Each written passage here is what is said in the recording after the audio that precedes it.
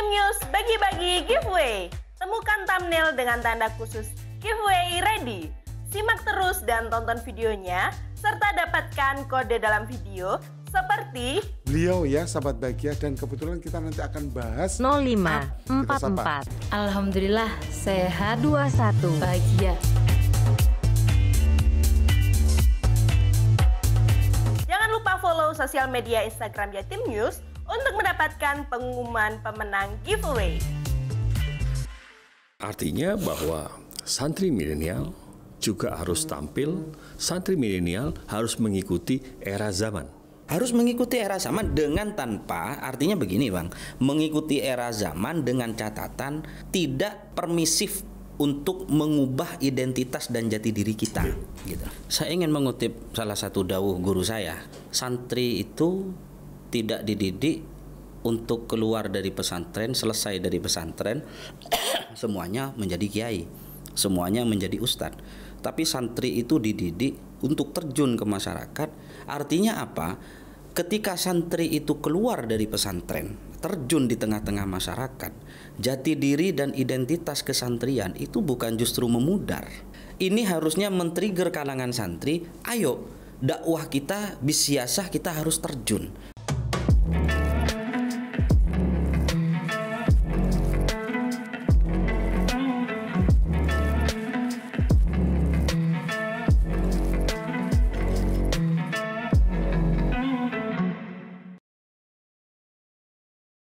Assalamualaikum warahmatullahi wabarakatuh.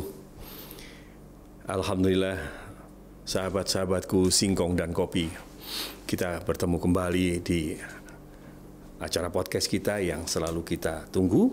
Saya Haji Norman selalu menemani kita semua.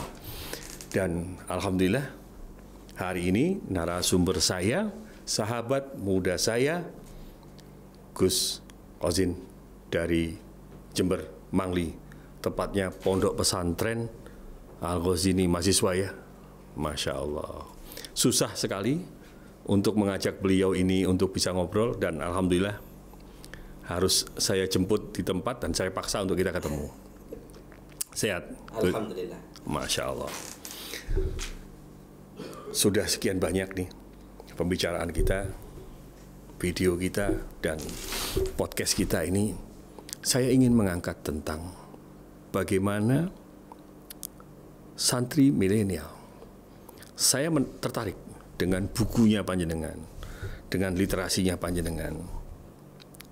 Gus Ghazin sudah sekian lama di Malaysia. Jadi sahabatku singkong dan kopi, ini made in Malaysia. Apakah yang tanda tangan ini Mahathir? Wallahu bisa wah. Gus, santri milenial, siapkah santri menghadapi zaman era yang serba cepat? Ada istilahnya disruption, ada perubahan di situ. Kemudian ada kesempatan publik yang sangat luas. Ditunggu sekali peran daripada santri untuk hadir di situ. Bagaimana? Ya, terima kasih. Assalamualaikum warahmatullahi wabarakatuh. Terima kasih banyak Bang Haji Norman. Alhamdulillah wa syukurillah ala nikmatillah. Pada malam hari ini kami diberi kesempatan untuk bersilaturahim di studio yang luar biasa ini, yang menandakan ini merespon perkembangan dan adaptasi zaman yang sangat cepat.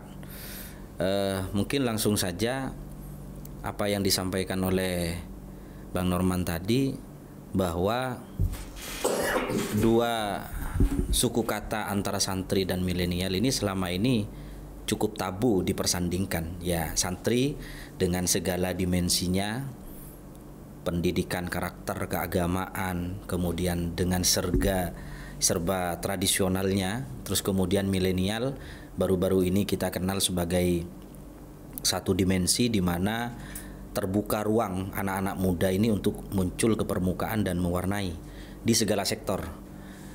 Ketika ditanyakan apakah santri itu sudah siap untuk merespon tantangan atau di era disrupsi saat ini yang kita kita berada, perkembangan sangat cepat, mulai dari revolusi industri 4.0 sekarang sudah meniti, sudah menuju ongoing ke 5.0.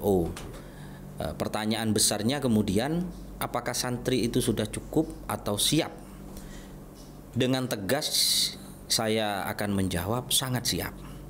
Oleh karenanya di buku saya yang diterbitkan oleh Gramedia 2018, Santri Milenial, kita ingin memberikan suatu keyakinan kepada internal kalangan santri maupun eksternal kepada publik bahwa santri itu memiliki seperangkat alat atau seperangkat modal yang dibutuhkan untuk menjawab tantangan zaman. Yang pertama, menghadapi dekadensi moral. Ya, saat ini pesatnya perkembangan teknologi, jika tidak diimbangi dengan mentalitas dan keyakinan keagamaan yang kuat, pondasi keagamaan yang kuat, maka itu justru bukan malah menghantarkan kita kepada satu kebaikan, tapi justru akan lebih menambah aspek-aspek kemudaratan yang lain. Kecanggihan teknologi tidak dijadikan wasilah untuk semakin mendekatkan diri kita kepada Sang Khalik, kepada pencipta kita, tapi justru semakin menjauhkan. Oleh karena itu, santri sudah dibekali dengan pondasi akidah, keagamaan yang kuat ketika dididik di pesantren.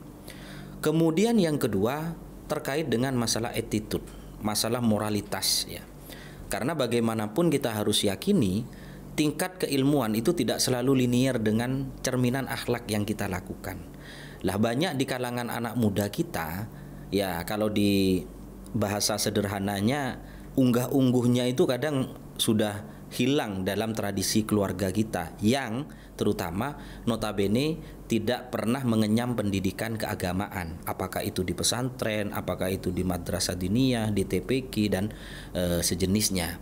Oleh karena itu santri itu memiliki perangkat itu, karena di pesantren itu memang yang pertama dibekali adalah ilmu akidahnya, artinya bagaimana penguatan instrumen keimanan, keislamannya. Terus kemudian yang kedua akhlaknya. Lah ini inherent dengan apa yang menjadi misi besar kerasulan. Nabi Muhammad pernah bersabda di dalam salah satu hadisnya, innamal bu'istu liutammima makarimal akhlak. Sesungguhnya aku diutus di muka bumi ini, di dunia ini, untuk menyempurnakan, memperbaiki akhlak. Karena kenapa? Ketika kita sudah bergelar, sederet gelar kita secara akademik, kita sudah menghatamkan kitab berjilid-jilid, orang lain tidak akan tahu kualitas keilmuan kita ketika kita baru bertemu.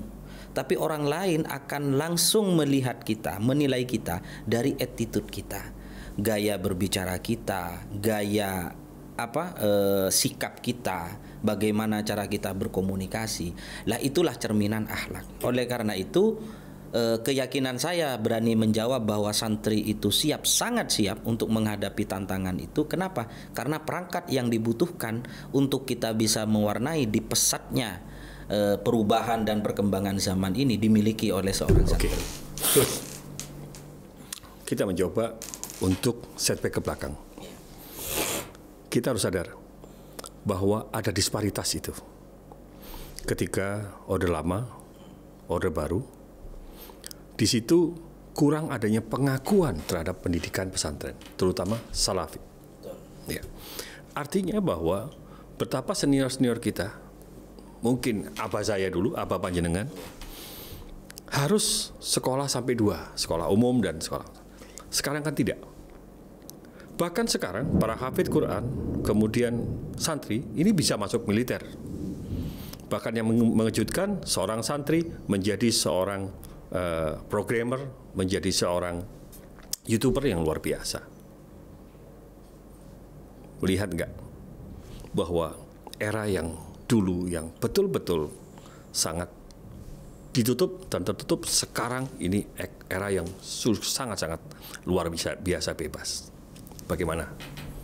Iya, jadi begini, manhaj yang kita gunakan itu seperti kebanyakan ya penganut Islam di Indonesia itu kan manhajnya Islam ala manhajil ahlus sunnah wal jamaah, An-Nahdiyah terutama dalam hal ini. Kita ditekankan di doktrin untuk selalu bersikap secara tawasud, secara tasamuh, moderat. Tawasud itu berarti berada di tengah-tengah dengan konteks bukan berarti santri itu diajarkan atau dididik untuk tidak bersikap atau bahasa sederhananya plin-plan. Tapi agar seorang santri itu tidak memiliki satu tingkat fanatisme buta terhadap salah satu golongan dan juga dalam merespon salah satu sikap. Artinya apa? Ketika ada fenomena pergeseran sikap dari zaman Orde Lama, Orde Baru, kemudian di era reformasi saat ini, apalagi kemudian disimbolisasi dengan terbitnya undang-undang pesantren, ini semakin menegaskan bahwa pesantren ini memiliki sumbangsi yang cukup besar dan memiliki pondasi yang kuat untuk menopang eksistensi negara kita. Artinya apa? Pesantren selalu terbuka terhadap ruang-ruang pembaharuan, terbuka terhadap ruang-ruang yang selalu bisa melengkapi kekurangan-kekurangan. Ya, Gus, tapi kan begini. Di zaman yang lalu, pesantren ini bagaikan sebuah benteng yang cukup kokoh. Artinya bahwa tidak akan mungkin pengaruh luar masuk ke dalam. Tapi sekarang pengaruh itu tidak diundang sudah datang berupa teknologi informasi atau IT. Artinya bahwa kalau dulu bisa mencegah karena person by person masuk pesantren is okay. Tapi sekarang tidak. Dan itu 24 jam. Kesan dan persoalan ini santri milenial bagaimana? Jadi begini, perubahan itu jangan selalu diasosiasikan kepada berubahnya identitas dan jati diri kita. Oleh karena itu ada salah satu kaidah di dalam teori usul fiqh itu, al-mukhafatu ala qadimis sholih wal akhdhu bil jadidil aslah. Jadi prinsip kebaikan itu adalah mempertahankan yang baik ya dan memperbaiki yang kurang baik. Artinya apa? Kita ini manusiawi. Ya, al-insanu mahallul khata' wan nisyan. Manusia itu tempatnya, gudangnya salah dan alpa, kelupaan. Kalau kita tidak pernah salah berarti kita malaikat, kita bukan manusia. Oleh karena itu salah jika ada satu pesantren yang tidak memberikan ruang adanya perubahan-perubahan itu, apapun itu. Senyampang itu tidak menyalahi koridor nilai-nilai keagamaan, tidak menyalahi koridor prinsip-prinsip yang kita anut di dalam agama kita, why not? Kita terbuka. Artinya apa? Teknologi masuk di pesantren itu sudah masyhur, sudah biasa. Di pesantren sekarang ada sekolah, bahkan sekolah menengah kejuruan, kedokteran, perbengkelan misalkan, itu ada di pesantren. Artinya apa? Pan keilmuan itu tadi bukan justru menjauhkan kita dengan nilai-nilai pesantren, tapi itu menjadi instrumen yang bisa memperkuat ya pemahaman keagamaan kita. Jadi kalau dulu ketika ditanyakan buat apa mondok, ya mungkin selalu orang tua mengasosiasikan biar jadi ustadz, biar jadi kiai. Kalau sekarang orang tua bisa menjawab, kenapa Anda di pondok? Biar bisa jadi menteri. Banyak menteri yang dari pesantren. Biar jadi presiden. Kiai Haji Abdurrahman Wahid, Gus Dur itu alumni pesantren. Biar jadi wakil presiden. Kiai Ma'ruf Amin saat ini adalah gubernur juga sama. Jadi hampir semua profesi yang ada saat ini itu banyak sekali yang itu jebolan pesantren. Artinya apa? Menegaskan bahwa pesantren itu tidak ansih hanya ilmu agama. Ilmu ini pada hakikatnya ini kan satu, Bang. Ilmu itu untuk membedakan mana yang hak, mana yang batil. Sementara agama mengajarkan kepada kita al-haq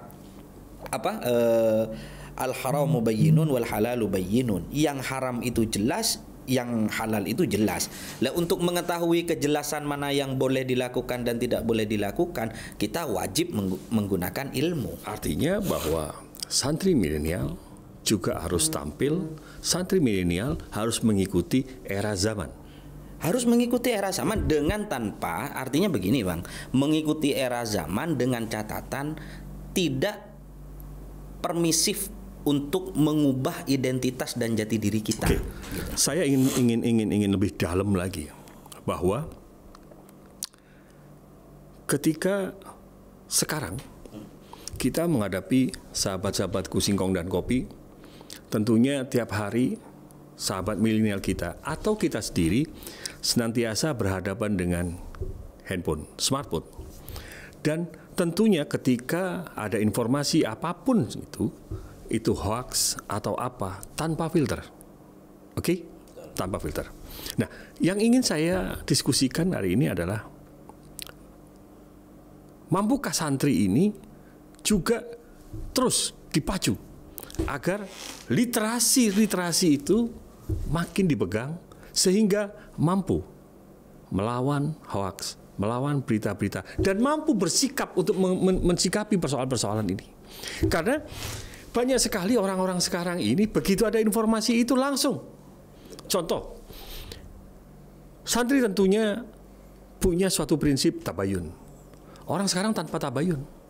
Begitu berita mengatakan seperti itu, dia langsung menjustifikasi. Bagaimana, Gus? Menilai ini?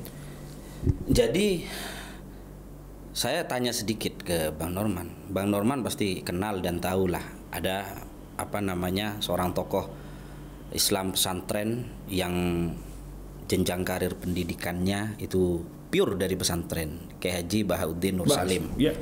Beliau tidak memiliki perangkat elektronik atau gawai yang smartphone, ya. Tapi insya Allah hakul yakin beliau itu smart person, gitu ya. Beliau dikenal, mungkin orang yang ada di Sumatera, di Kalimantan, di Papua sulit menjangkau ke daerah Rembang. Tapi dengan kecanggihan teknologi melalui kanal YouTube, melalui sosial media, Facebook, Instagram dan lain sebagainya, kita mengenal beliau. Dan bukan beliau yang beliau yang memproduce itu, bukan beliau, tapi masyarakat, audien atau jamaah yang ikut di pengajian itu. Artinya apa? Pergeseran karakter masyarakat, ya, dengan kecanggihan teknologi. Artinya sekarang kita mengenal istilah smartphone, tapi kadang people-nya yang tidak smart, gitu ya. Artinya apa? Agama sudah menyiapkan perangkat itu, bahwa setiap kejadian atau setiap sesuatu yang terjadi kita upayakan melakukan tabayun. Kalau dengan bahasa sederhananya itu klarifikasi atau check and recheck. Kenapa? Karena fitnah yang masif saat ini itu bukan fitnah bil lisan, tapi fitnah bil hal, lebih sederhananya fitnah bil yad, dengan tangan. Karena hanya dengan genggaman tanganlah ketika ada broadcast berita yang di dalamnya justru mengandung ujaran kebencian, mengandung hoax, kita ikut mempromot, membroadcast, maka di sana kita juga mempunyai saham terhadap tersebarnya berita-berita yang tidak benar. Lah, dalam agama kita, seorang pendosa itu dihukumi dosa bukan hanya pelakunya langsung, tapi orang-orang yang ikut membantu. Man ana la maksiatin walau bisarti kalimatin la'anallahu wa malaikah. Jadi sekarang begini nih, kalau dari tadi sahabatku singkong dan kopi kita terlalu serius ngomong. Yang jelas yang perlu digali dari beliau adalah bagaimana beliau bersama mahasiswa di sebuah kabupaten, di sebuah kecamatan ini mampu menggerakkan perekonomian pesantren. Ini langkah-langkah positif. Kenapa hal-hal seperti itu tidak ditularkan dan juga memanfaatkan yang namanya smartphone untuk mereka diajak? Karena apa? Kita tidak usah lagi untuk repot-repotkan reseller misalnya. Kemudian kita bermain di marketplace misalnya. Artinya santri kita dorong untuk mereka berada di sebuah bisnis-bisnis yang ada di era digital ini. Bagaimana melihat itu?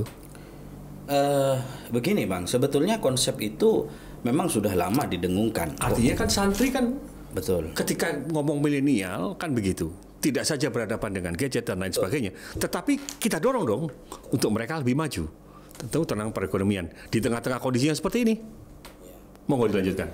Iya, secara historis sebelum berdirinya NU pada 31 Januari 1926, Kiai Haji Wahab Hasbullah ya beliau mendirikan Nahdlatul Tujar, yaitu kebangkitan ya para saudagar. Karena bagaimanapun ya Nabi kita, Rasul kita pun juga merupakan seorang pedagang, seorang pebisnis.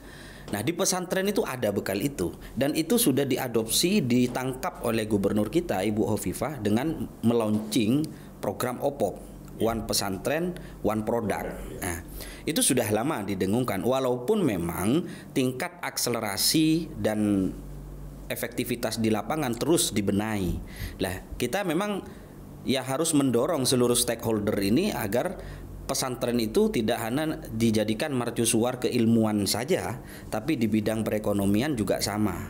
Karena pesantren pun di dalam menjalankan operasional kelembagaan pasti membutuhkan aspek ekonomi, keuangan dalam hal ini. Kemandirian ekonomi itu menjadi keyword, menjadi kata kunci. Dan bekal itu pun ada. Ini saya mau cerita sedikit. Di pesantren itu ada satu kelompok santri senior yang kita sebut sebagai hadam, ya, yang beliau itu santri-santri senior ini mengabdi kepada pengasuh. Biasanya itu mengelola perekonomiannya pesantren. Misalkan pengasuh memiliki lahan.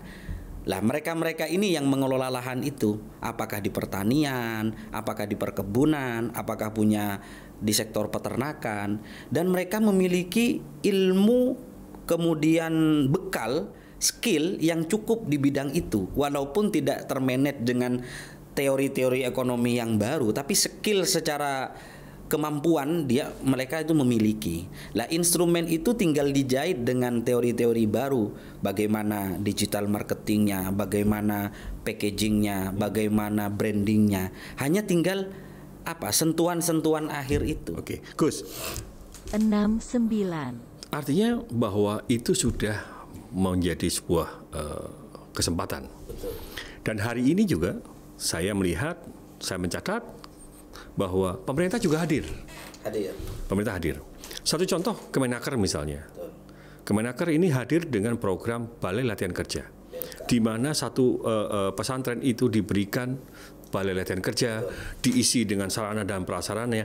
Harapannya adalah santri ini akan menjadi entrepreneur, kan begitu. Bu Hovifah dengan popnya, artinya bahwa santri tidak saja memikirkan kitab kuning, tetapi santri didorong untuk memikirkan tumbuh kembangnya ekonomi kerakyatan. Mohon dilanjutkan. Betul. Iya, sepakat. Jadi ada BLK itu juga masif di pesantren-pesantren, itu sebagai laboratorium untuk bekal ketika santri terjun di masyarakat. Dia tidak hanya publik atau masyarakat itu mengasosiasikan ya ini bisanya ngaji, ini biasanya ngimami, tapi dia siap terjun dengan mentalitas, dengan skill yang dia miliki, dengan bekal yang didapat di pesantren itu tadi. Karena perangkat BLK itu aneka macam kategorinya. Ada yang multimedia, ada perbengkelan, ada tata boga, ada segala macam, itu banyak. Artinya kenapa itu oleh pemerintah diberikan kepercayaan tuh di ini pesantren? Karena pemerintah pasti punya alat ukur bahwa santri itu memiliki potensi untuk masuk kepada ruang-ruang. Artinya yang didorong adalah soft skill, kan? Betul, soft skill. Jadi kedepannya tidak hanya seperti penyiapan BLK mulai dari gedung dan perangkat, kemudian trainernya segala macam, tapi dalam aspek panggung politik pun sama, gitu loh. Kita diajarkan melalui fikih siasah yang kita selama Mahat Ali misalkan, ada yang konsentrasinya di fikih siasah. Bagaimana kita berpolitik secara baik, bagaimana kita berdiplomasi, bagaimana kita berasosiasi dengan kawan, bagaimana kita berkomunikasi. Di agama diajarkan. Ya, sahabatku Singkong dan Kopi, ini menarik. Saya tarik tadi, muncul ini sekarang. Persoalan politiknya. Tapi paling tidak begini. Ada kearifan lokal di sini. Kita melihat betapa luar biasanya Romo Kiai As'ad, dilanjutkan dengan sahabat saya. Saya punya sahabat Singkong dan Kopi, yaitu Kiai Fawaid, kemudian Raholil di situ Bondo Sukoharjo. Beliau meletakkan dasar sebuah pembangunan pesantren modern. Sekarang ini mereka sudah memasuki era-era yang luar biasa. Artinya bahwa Sukoharjo sebentar lagi mendirikan sekolah tentang fakultas kedokteran. Intinya mereka sudah berkembang. Dan ini kan harusnya didorong. Di Jember nanti harus ada apa, fakultas apa. Atau di Malang harus apa. Ada semacam sebuah spesialisasi di sini. Sehingga tidak semuanya ini berada di banyak tempat.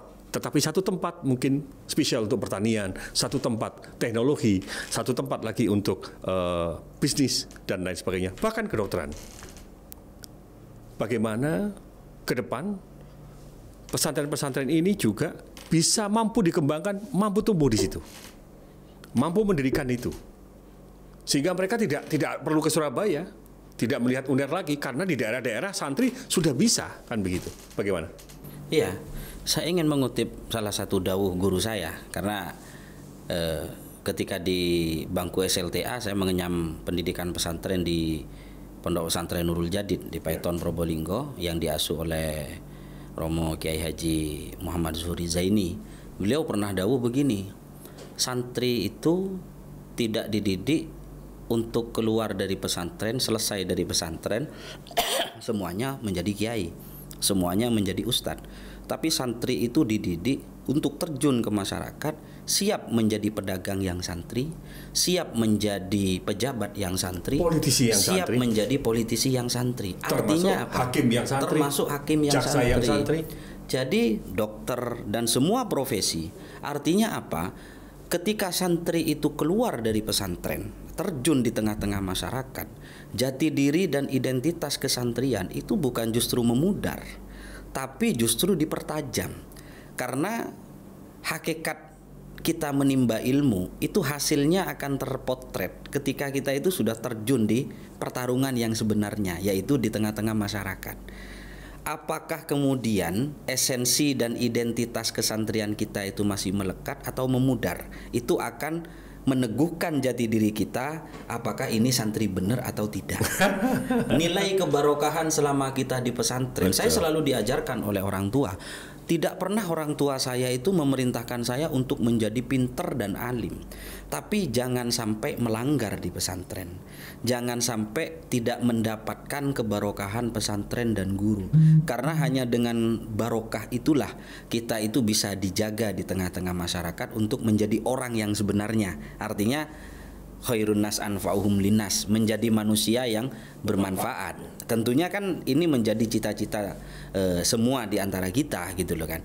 Intinya pesantren-pesantren saat ini sudah sangat banyak, sudah terbuka terhadap beradaptasi dengan cepatnya dan pesatnya perubahan zaman, apapun itu sektornya. Senyampang, ini digarisbawahi, senyampang azas perubahan itu tidak mengganggu esensi dan prinsip dasar di dalam keagamaan kita dan identitas kesantrian kita.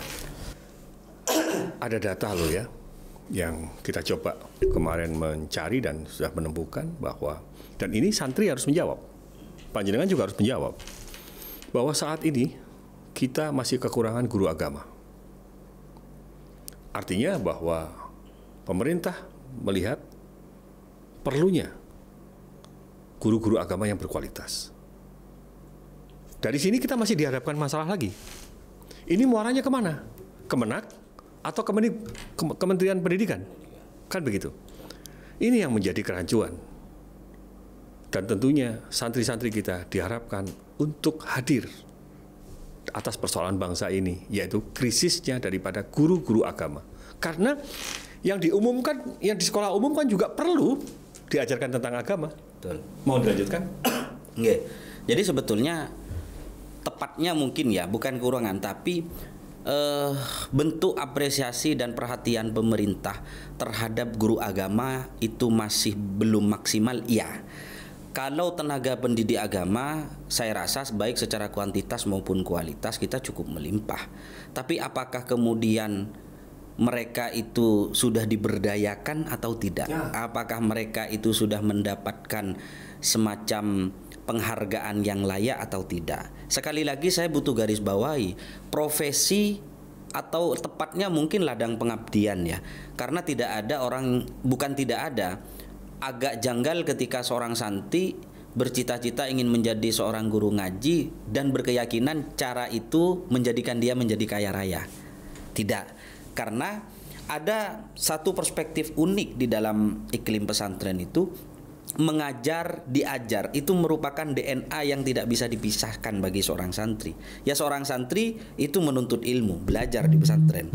Ketika terjun ke masyarakat, dia akan mengajar. Ada saatnya dia ngulak, ya. Kemudian ada saatnya dia harus mengeluarkan apa yang dia sudah belajar di pesantren. Dan itu keyakinan nilai kebarokahan itu tadi. Kemudian yang kedua, untuk masalah kekurangan, saya merasa mungkin ikhtiar pemerintah ya perlu lebih digalakkan lagi untuk kemudian tidak melihat sebelah mata profesi guru agama. Ya, oleh karena itu tadi saya menyinggung sedikit, itulah pentingnya kalangan santri ini harus banyak yang melek terhadap politik. Jangan apolitik, jangan anti terhadap politik. Nah, ini ada semacam satu sentimen yang secara komunal itu diyakini dan dipersepsikan bahwa politik itu kotor, politik itu saling bunuh, saling jegal, politik itu ya korupsi, politik itu proyek dan segala macam. Padahal kita tidak bisa melihat satu persoalan secara generalisasi. Kita tidak bisa permainan satu oknum kemudian kita generalisasi menjadi semuanya tidak baik. Politik itu baik. Sama halnya misalkan ketika kita mau berangkat haji, kemudian di dalam perjalanan kita kecelakaan, apa iya kita menyampaikan, oh ini gara-gara mau berangkat haji nih pas jadi kecelakaan? Nah, di politik pun sama. Jangan karena gara-gara ada satu oknum politisi kemudian dia menjadi koruptor, politiknya yang menjadi tidak baik. Lah, maksud saya ini harusnya men-trigger kalangan santri, ayo dakwah kita bisiasah, kita harus terjun. Karena kenapa? Karena ketika santri tidak memilih jalur politik, sama halnya dengan kita memberikan tiket orang lain yang bukan santri, yang notabene dalam tanda kutip sekali lagi saya sampaikan tidak memiliki bekal ilmu keagamaan yang kuat. Akhirnya maka undang-undang pesantren tidak akan pernah ada. Undang-undang tentang perkawinan, undang-undang tentang zakat, kemudian pengaturan tentang ekonomi syariah tidak akan pernah ada. Artinya kan santri ketika keluar dari pesantren kemudian mereka berpolitik, tentunya mereka harus kembali memperhatikan daripada perjuangan pesantren. Jangan sampai lupa terhadap akarnya. Sahabat-sahabatku Singkong dan Kopi, memang butuh waktu yang agak panjang dan saya ingin mengundang beliau untuk hadir kembali kita bicara, tentunya membahas banyak hal. Dan sahabatku Singkong dan Kopi, keinginan kami adalah walaupun bincang santai tetapi yang bermanfaat, dan lebih jauh lagi adalah kami ingin memberikan sebuah pembelajaran, transfer knowledge bahwa santri ini penting, menjadi santri itu penting, dan untuk tampil menjadi seorang santri tidak akan perlu malu, kan begitu. Monggo Gus, closing statementnya, monggo silakan.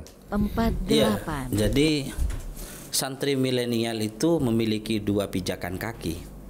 Kaki yang pertama, dia tetap kokoh dengan nilai-nilai keagamaan, dengan nilai-nilai dan prinsip kesantrian.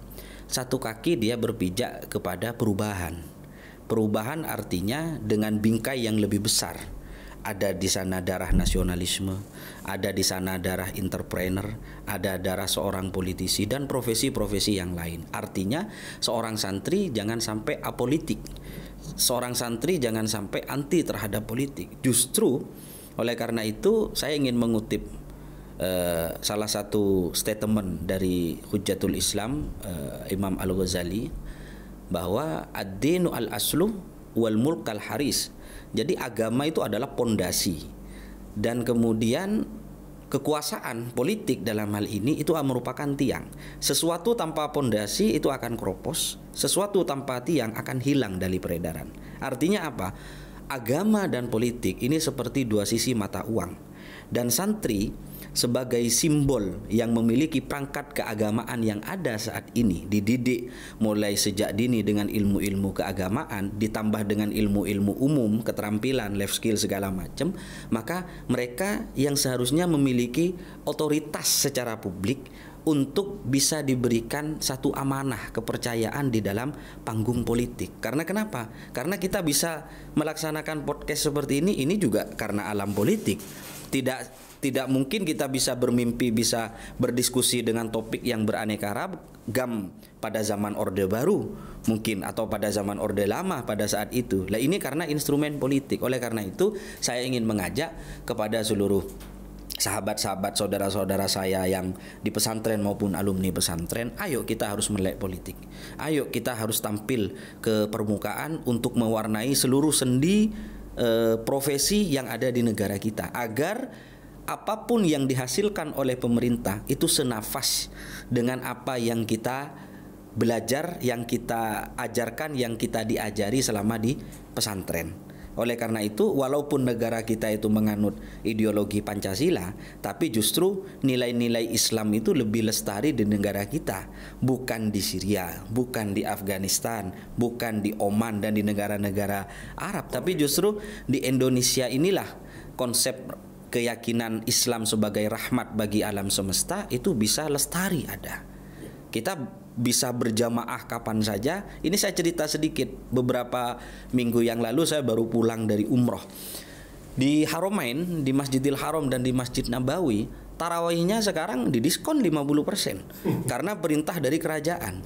Apakah kita bisa bayangkan kalau di Indonesia kemudian misalkan menginstruksikan karena protokol kesehatan dan mencegah kerumunan, tarawihnya itu didiskon, pasti didemo. Kita bebas mau tarawih menggunakan 20 rakaat 3 witir monggo, menggunakan 8 rakaat 4 salam 3 witir monggo. Lah inilah alam kebebasan di Indonesia dengan bingkai keagamaan yang kita harus syukuri.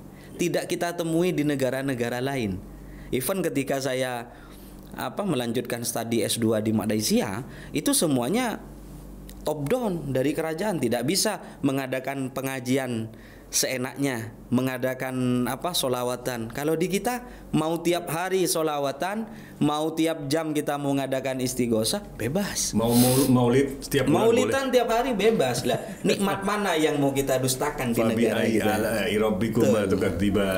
Sahabatku Singkong dan Kopi, sekali lagi saya masih merasa kurang untuk bicara beliau. Dan beliau tadi mensitir tentang Al-Ghazali.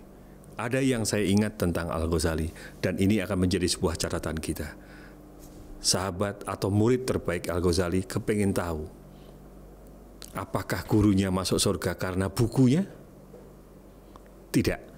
Ternyata Al-Ghazali diridhai Allah karena tintanya itu diberikan kepada lalat untuk diminum, sehingga diterima, diridhai Allah. Artinya apa? Bukan buku yang dikarang sekian banyak kan begitu, tetapi setetes tinta yang diminum oleh binatang lalat itu menjadi berkah dan itu menjadi ridhonya Allah. Sahabatku Singkong dan Kopi, terutama sahabat santri, teruslah berjuang, dan kita tidak tahu ke depan yang kita akan jadi bagaimana, tapi lakukan yang terbaik. Terima kasih. Wallahul muwaffiq ila thoriq. Wassalamualaikum warahmatullahi wabarakatuh.